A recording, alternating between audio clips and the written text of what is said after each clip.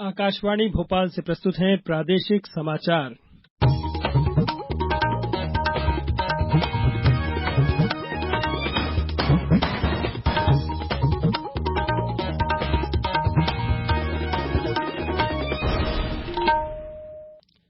नमस्कार, समाचारों के साथ मैं नवनीत चौबे।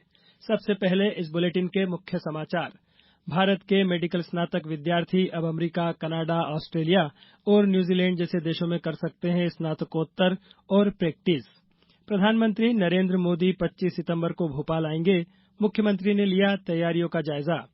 शहरी और ग्रामीण पथ विक्रेताओं का महासम्मेलन कल भोपाल में होगा और उज्जैन के महाकालेश्वर मंदिर में 500 करोड़ की लागत से बनेगा भक्त निवास। सुविधाएं और बढ़ेंगी।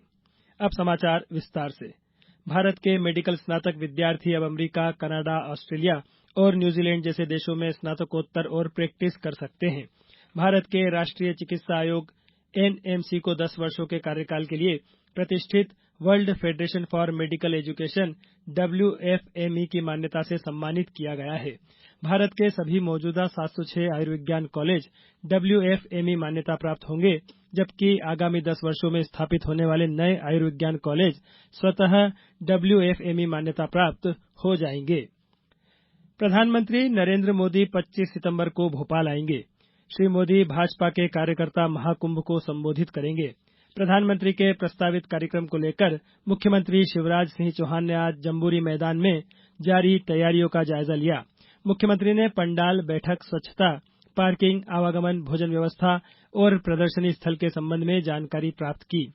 श्री चौहान ने अन्य जिलों से भोपाल आने वाले नागरिकों के आवागमन की व्यवस्था के संबंध में भोपाल संभाग के अधिकारियों को निवास कार्यालय से वर्चुअली दिशा निर्देश भी दिए।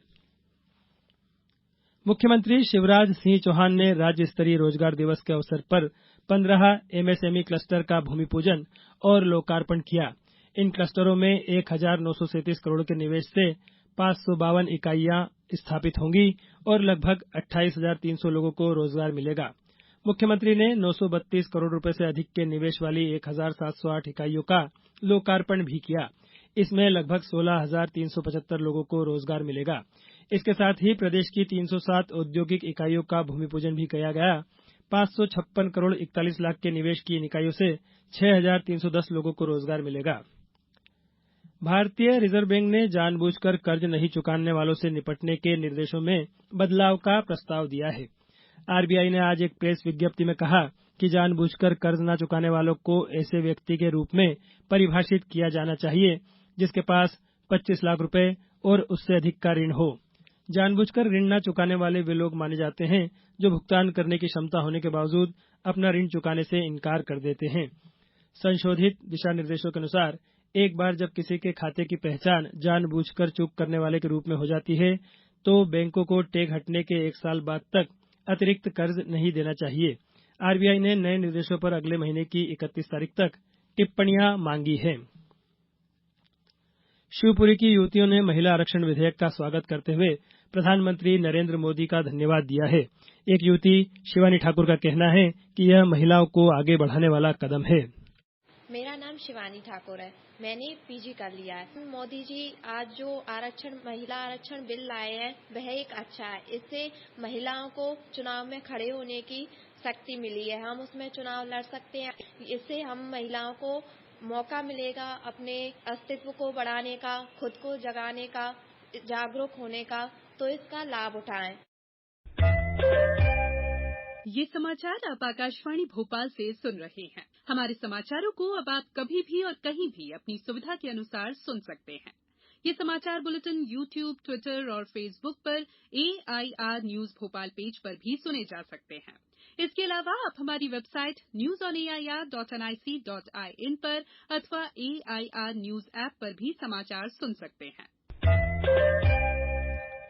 शहरी और ग्रामीण पथ विक्रेताओं का महासम्मेलन का आयोजन कल राजधानी भोपाल के लाल परेड ग्राउंड में दोपहर 12 बजे से किया जाएगा। सम्मेलन में मुख्यमंत्री शिवराज सिंह चौहान प्रधानमंत्री स्वनिधि योजना के हितग्राहियों से संवाद करेंगे। मुख्यमंत्री द्वारा पीएम स्वनिधि शहरी क्षेत्र के हितग्राहियों को हितलाभ भी वितरित किया जाएगा।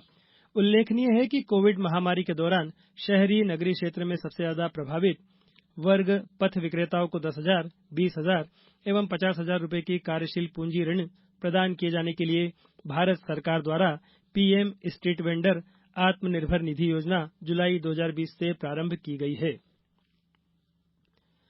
प्रधानमंत्री नरेंद्र मोदी कल नई दिल्ली में अंतर्राष्ट्रीय अधिवक्ता सम्मेलन का उद्घाटन करेंगे। 2 दिन के इस सम्मेलन का विषय है न्याय प्रणाली की उभरती चुनौतियां। बार काउंसिल ऑफ इंडिया इस सम्मेलन को पहली बार आयोजित कर रहा है। सम्मेलन में उभरते कानूनी रुझान, सीमा पार याचिकाओं की चुनौतियां, कानूनी प्रौद्योगिकी और पर्यावरण कानून जैसे विषयों पर चर्चा की जाएगी। सम्मेलन का उद्देश्य राष्ट्रीय और अंतर्राष्ट्रीय महत्व के विभिन्न कानूनी विषयों पर चर्चा के लिए एक मंच प्रदान करना है। इसका उद्देश्य कानूनी मुद्दों पर अंतर्राष्ट्रीय सहयोग और समझ को मजबूत करना भी है। उज्जैन के महाकालेश्वर मंदिर में 500 करोड़ की लागत से भक्त निवास बनाया जाएगा।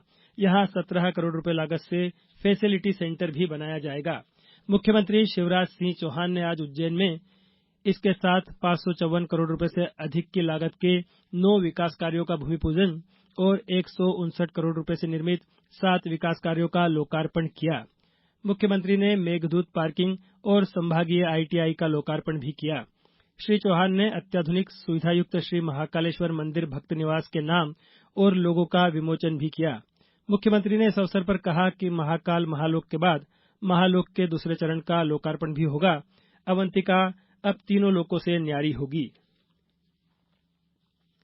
पर्यावरण को बचाने के उद्देश्य से इंदौर में आज नो कार डे मनाया गया। शहर में इसका व्यापक असर देखने को मिला। अधिकारी कर्मचारियों के साथ साथ शहर के नागरिकों ने भी आने जाने के लिए पब्लिक ट्रांसपोर्ट का इस्तेमाल किया। जिला collector Ilaiyaraaja T city bus में सवार होकर दफ्तर पहुंचे, जबकि महापौर पुष्यमित्र भार्गव ने निगम मुख्यालय तक पहुंचने के लिए पहले ई बाइक और फिर सिटी बस का सहारा लिया। इसके अलावा अन्य अधिकारी कर्मचारी भी ई रिक्शा में सवार होकर कार्यालय पहुंचे। नो कार डे के अवसर पर सामान्य दिनों के मुकाबले शहर की सड़कों पर कारों की संख्या अत्यधिक कम नजर आई। भारतीय प्रतिभूति और विनिमय बोर्ड सेबी ने बढ़ती वित्तीय जरूरतों के लिए ऋण प्रतिभूतियां जारी करने के जरिए धन जुटाने में बड़ी कंपनियों को छूट देने का फैसला किया है। मुंबई में कल शाम सेबी बोर्ड की बैठक में यह फैसला किया गया। बोर्ड ने उन बड़ी कंपनियों पर लगा जुर्माना हटाने का भी फैसला किया जो बढ़ती उधारी का निश्चित प्रतिशत ऋण बाजार से जुटाने में सक्षम नहीं हुई। सेबी के बोर्ड ने सूचीबद्ध कंपनियों में निवेशकों के बिना दावे के खातों के क्रेडिट के लिए रूपरेखा तय करने की भी स्वीकृति दी। यह व्यवस्था रियल एस्टेट निवेश ट्रस्ट और इंफ्रास्ट्रक्चर निवेश ट्रस्ट जैसी कंपनियों को छोड़कर अन्य सूचीबद्ध निकायों पर लागू होगा। अब कुछ समाचार संक्षेप में। मंदसौर जनपद पंचायत में आज 225 दिव्यांगजनों को केंद्र सरकार के सहयोग से शिविर लगाकर कृत्रिम अंग वितरित किए गए। शहडोल जिले में राष्ट्रीय ग्रामीण आजीविका मिशन से जुड़ी महिलाएं पर्यावरण संरक्षण के लिए काम करेंगी। पर्यावरण मित्र प्रोत्साहन योजना के तहत स्व सहायता समूह की महिला सदस्य को महत्वपूर्ण जिम्मेदारी सौंपी जा रही है। अशोकनगर में आज पुलिस अधीक्षक अमन सिंह राठौर ने अपने जवानों के साथ थाना क्षेत्र के संवेदनशील और अति संवेदनशील मतदान केंद्रों का निरीक्षण किया। सीहोर जिले के अंतर्गत बुधनी विधानसभा क्षेत्र में भाजपा की जन आशीर्वाद यात्रा आज केंद्रीय मंत्री नरेंद्र सिंह तोमर के नेतृत्व में निकाली गई। बैतूल जिले में खेलो एमपी यूथ गेम्स के अंतर्गत टॉर्च रैली का आयोजन 29 सितंबर को मेजर ध्यानचंद स्टेडियम पर आयोजित किया गया है और भोपाल के रविन्द्र भवन में 2 दिवसीय राष्ट्रीय संगोष्ठी कल से आयोजित की जा रही है।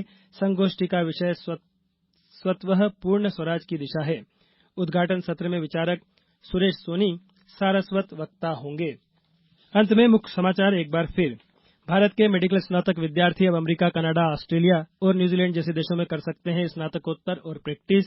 प्रधानमंत्री नरेंद्र मोदी 25 सितंबर को भोपाल आएंगे। मुख्यमंत्री ने लिया तैयारियों का जायजा। शहरी और ग्रामीण पथ विक्रेताओं का महासम्मेलन कल भोपाल में होगा और उज्जैन के महाकालेश्वर मंदिर में 500 करोड़ की लागत से बनेगा भक्त निवास। सुविधाएं और बढ़ेगी। इस बुलेटिन में बस इतना ही। नमस्कार।